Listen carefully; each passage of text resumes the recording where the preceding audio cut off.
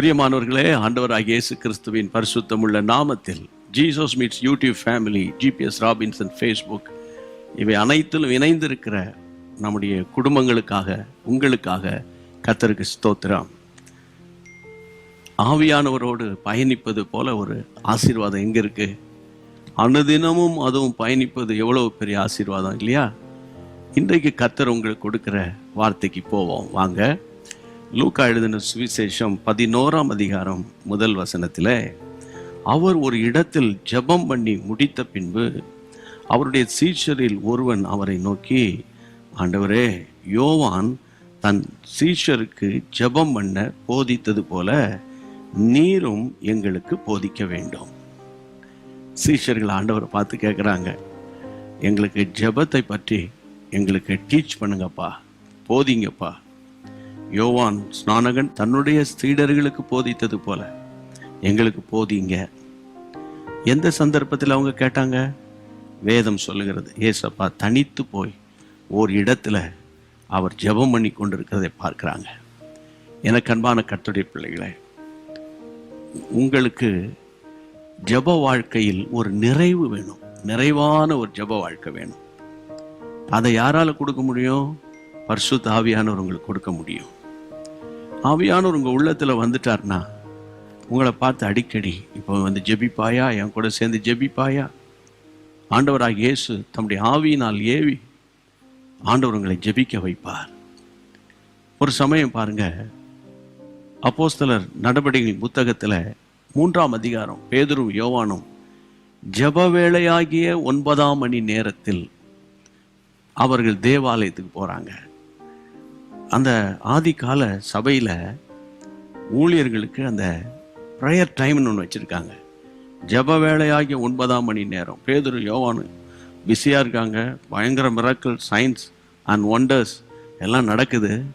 ஆனால் அந்த prayer time, சர்ச்சுக்கு போகணும், ஜெபம் பண்ணணும், அந்த ஒரு முடிவில் தெளிவாக இருக்கிறாங்க. பாருங்கள், நீங்களும் இந்த நாளில் ரொம்ப பிஸியாக இருப்பீங்க, பிஸியாக இருக்கணும் நீங்கள். ஆனால் ஜெப வேலையை மிஸ் பண்ணிடக்கூடாது, பைபிள் ரீடிங்கை மிஸ் பண்ணிடக்கூடாது. உதாரணமாக நீங்கள் பைபிளில் பார்த்தீங்கன்னா, அப்போஸ்தலர் 10ஆம் அதிகாரத்தில் கொர்னிலே என்ற ஒரு மனிதன், அவன் இத்தாலியில் ஒரு பெரிய இராணுவ அதிகாரி அவர். ஆனால் வேதம் சொல்லுகிறது, கர்த்தருடைய பிள்ளைகளை, தேவ பக்தி உள்ளவனும் வீட்டார் அனைவரும் கூட தேவனுக்கு பயந்து எப்பொழுதும் தேவனை நோக்கி ஜெபம் பண்ணி கொண்டிருக்கிறான். அப்போஸ்தலர் 10:2. எப்போதும் ஜெபிக்கிற ஒரு மனிதன் எப்படி, அவ்வளோ பெரிய ஒரு ஆஃபீஸர் எப்படி ஜெபிக்க முடியும்? முடியும். எங்கே போனாலும் உங்கள் உள்ளத்தில் ஏசப்பா நினச்சிக்கோங்க. மோட்டர் சைக்கிள் ஓட்டிகிட்டு போகிறீங்க, வேலைக்கு வெளியே போகிறீங்க, அவரையே நினைத்து கொள்ளுங்க. வழிகளெல்லாம் அவரை நினச்சிக்கோங்க.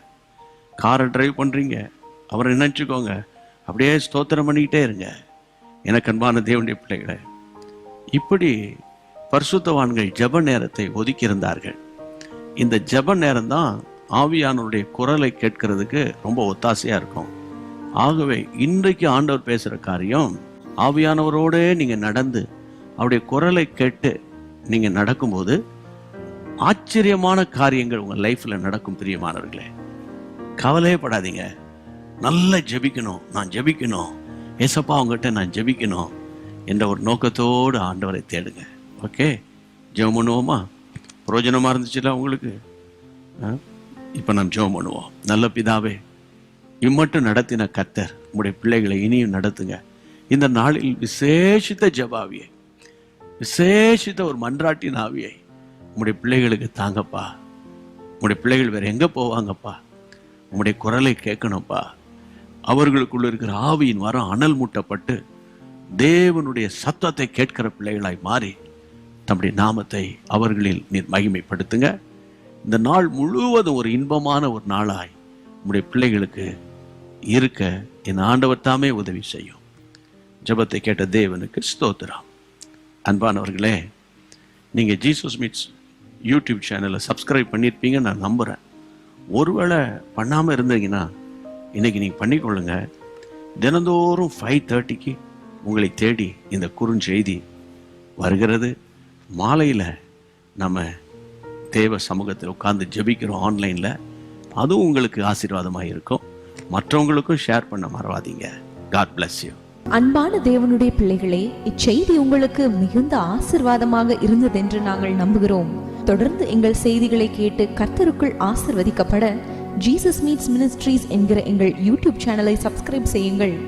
மேலும் உங்கள் ஜெப உதவிக்கு எங்களோடு நீங்கள் தொடர்பு கொள்ள வேண்டிய தொலைபேசி எண் 9841252836 மற்றும் 7299546363. Email gpsrobinson@hotmail.com. கர்த்தர் உங்களை ஆசீர்வதிப்பாராக.